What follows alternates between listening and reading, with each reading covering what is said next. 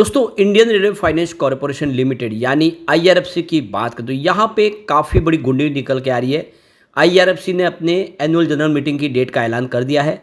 साथ में कंपनी ने डिविडेंड के लिए रिकॉर्ड डेट भी फिक्स कर दी है। यानी आप समझ सकते हो कि इस समय अगर आप शेयर खरीदते हो तो आपको डिविडेंड का फ़ायदा बिल्कुल मिल सकता है, क्योंकि रिकॉर्ड डेट अभी दूर है।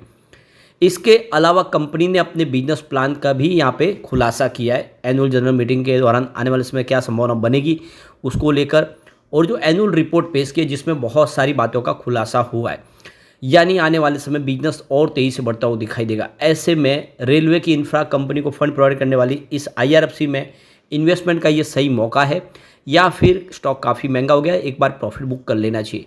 जानने की कोशिश करेंगे इस वीडियो के माध्यम से। लेकिन फ्रेंड, उससे पहले अगर आप पहली बार हमारे चैनल पे आए तो चैनल को सब्सक्राइब कर दीजिए, एक बेल आइकॉन दबा दीजिए ताकि जब भी नया वीडियो बने पहला नोटिफिकेशन आपको मिले। वीडियो पसंद आए तो लाइक से जरूर कीजिए। चलो फ्रेंड्स, वीडियो स्टार्ट करते हैं। मैं हूँ आपका दोस्त एस.बी. दवे और हमारे अपने चैनल ऑनलाइन कमाई में आपका बहुत बहुत स्वागत है। तो सबसे पहले आईआरएफसी के कारोबार की बात कर ले तो इस समय लगभग 1-1:30 बजे के आसपास का टाइम है। स्टॉक की शुरुआत आज पॉजिटिव हुई 182 पर, क्लोजिंग कल की 179 के आसपास थी। कल 5-5.5% की गिरावट देखने को मिली। आज काफ़ी अच्छी तेज़ी के साथ बाजार ने शुरुआत की, क्योंकि बाजार ही आज शानदार तेज़ी के साथ बाउंस बैक देने में कामयाब रहा। लेकिन आप देख सकते हो कि जिस तरह से बाजार भी ऊपर के लेवल से नीचे आया, उस हिसाब से आईआरएफसी के स्टॉक भी नीचे आया और इसने 180 का लो बनाया, लेकिन जो हाई बना वो 187 है। तो काफ़ी अच्छी दौड़ लगाने के बाद बाजार का साथ नहीं मिलने की वजह से स्टॉक नीचे इस समय 180 के आसपास ही ट्रेड कर रहा है। 0.89% की तेज़ी है। बाजार ने साथ दिया तो यहाँ पे एक शानदार तेज़ी की संभावना बन सकती है। अब इसकी परफॉर्मेंस देखें तो पिछले 2 सालों में इसने 750% का ज़बरदस्त रिटर्न दिया है। पिछले एक साल में 301% की यहाँ पे अच्छी खासी तेज़ी बनी है। यानी पिछले एक साल में ये मल्टीबैगर साबित हुआ है। लेकिन 6 महीनों के हिसाब से तो यहाँ पे मात्र 12% की ही तेज़ी बनी है। यानी एक तरह से कह सकते हैं पिछले 2-4 महीनों में जो खास तेज़ी नहीं बन पाई, क्योंकि ऊपर के लेवल से स्टॉक नीचे आ गया 229 का हाई बना के। इसलिए पिछले एक महीने के हिसाब से 4% की गिरावट हो चुकी है, और 1 वीक के हिसाब से अगर आप देखें तो 7.4% की गिरावट है। वन डे के हिसाब से फिर से कुछ रिकवरी देखने को मिल रही है। अब यहाँ पे जो बड़ी अपडेट निकल के आ रही है, कंपनी ने अपनी 37वीं एनुअल जनरल मीटिंग के लिए डेट का ऐलान कर दिया है। तो 29 अगस्त गुरुवार के दिन दोपहर 3 बजे कंपनी की वीडियो कॉन्फ्रेंसिंग के माध्यम से एनुअल जनरल मीटिंग शुरू होगी।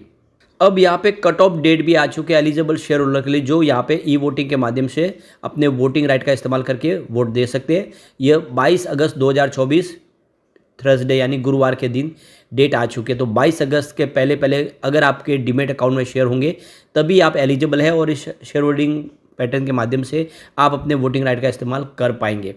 यहाँ पे देखो कि रजिस्ट्रार मेंबर की जो शेयर ट्रांसफर बुक है वो भी क्लोज होगी। तो ये 25 अगस्त 2024 को क्लोज हो जाएगी और 28 अगस्त 2024 तक ये क्लोज रहेगी। अब ई वोटिंग के लिए जो पीरियड शुरू होगा, जिसमें कट ऑफ डेट के माध्यम से जो भी एलिजिबल शेयर होल्डर है उनको वोटिंग राइट का इस्तेमाल करने का अधिकार होगा। तो मंडे 26 अगस्त 2024 सुबह 9 बजे से ये वोटिंग लाइन खुल जाएगी, और ये 28 अगस्त 2024 को शाम को 5 बजे तक खुली रहेगी, जिसमें आप अपने वोटिंग राइट का इस्तेमाल कर पाते हैं अगर आप आईआरएफसी के शेयर होल्डर हैं। साथ में कंपनी ने एक बड़ा फैसला और किया है। कंपनी ने 22 अगस्त 2024 के लिए रिकॉर्ड डेट फिक्स कर दी है डिविडेंड के लिए। यानी जो कंपनी ने मई महीने में डिविडेंड का ऐलान किया था वो डिविडेंड अब मिलेगा। इसकी रिकॉर्ड डेट आ चुकी है। तो 22 अगस्त के पहले पहले अगर आपके डीमेट अकाउंट में शेयर होंगे तभी आपको डिविडेंड मिल पाएगा। ये क्लियरली अब यहाँ पे हमारे सामने डेट आ चुकी है, और रिकॉर्ड डेट के बाद आने वाले जब एनुअल जनरल मीटिंग हो जाएगी उसके बाद में उसमें शेयर होल्डर की रजामंदी मिल जाएगी। उसके बाद में 30 दिन के अंदर अंदर आपके बैंक अकाउंट में सीधा देख सकते हो कि जो डिविडेंड की अमाउंट है वो आ जाएगी। अब यहाँ पे देखो कि मंगलवार के दिन यानी देख सकते हो कि आज ही कंपनी की तरफ से देख सकते हो कि अपनी एनुअल जनरल रिपोर्ट पेश की गई है, और इस रिपोर्ट के अंदर कंपनी ने बहुत सारी बातों का खुलासा किया है, अपने बिजनेस प्लान का खुलासा किया है। और देख सकते हो कंपनी आने वाले समय अपने प्रोजेक्ट और अपने बिजनेस साइज को बढ़ाने जा रही है, कुछ और नए सेक्टर में भी एंट्री करने जा रही है। तो कंपनी ने जो कहा है कि आने वाले समय कंपनी कुछ और अपॉर्चुनिटी तलाश है इन्वेस्टमेंट के लिए, जिसमें रेलवे इंफ्रा प्रोजेक्ट के अंदर जिसमें देखें तो dedicated freight lines, high speed rail corridors, multi modal logistic park, non conventional energy sources, इस तरह से जो रेलवे के दूसरे जो प्रोजेक्ट है उनके लिए भी अब फंड प्रोवाइड करेगी, यानी अपना पोर्टफोलियो बढ़ाते हुए दिखाई देगी IRFC। इसका मतलब यह है कि IRFC का काम आने वाले इसमें शानदार तरीके से बढ़ता हुआ दिखाई देगा। तो यहाँ पे देख सकते हो कि इस समय आपको शेयर में खरीदारी करनी चाहिए, तो आपको 70 पैसे पर शेयर के हिसाब से डिविडेंड मिल जाएगा। इससे पहले भी कंपनी काफ़ी अच्छा डिविडेंड दे चुकी है।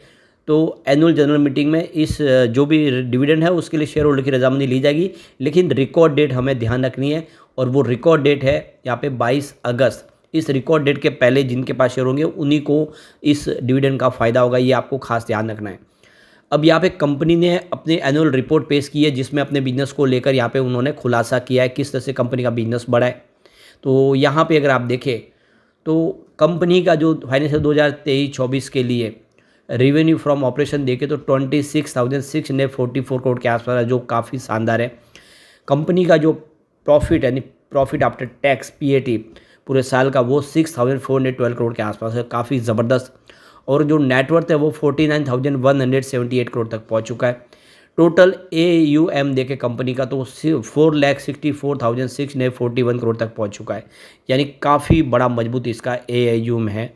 अब यहाँ पे IRFC ने एक्सचेंज को जानकारी दी है कि उनको क्रिशिल इकरा की तरफ से बहुत ही शानदार रेटिंग भी मिली है, यानी जो वो फंड प्रोवाइड करते हैं और जो बाज़ार से जो बॉन्ड्स के माध्यम से वो फंड रेज करते हैं उसके ऊपर रेटिंग बहुत ही बेहतर है, क्योंकि एक तरह से ये बहुत ही सिक्योर कंपनी है और इसको जो लोन प्रोवाइड कर रहे हैं उनके लिए भी बहुत ज़्यादा यहाँ पे सुरक्षा है, सरकार की गारंटी होती है इसके जो भी है कर्ज के ऊपर।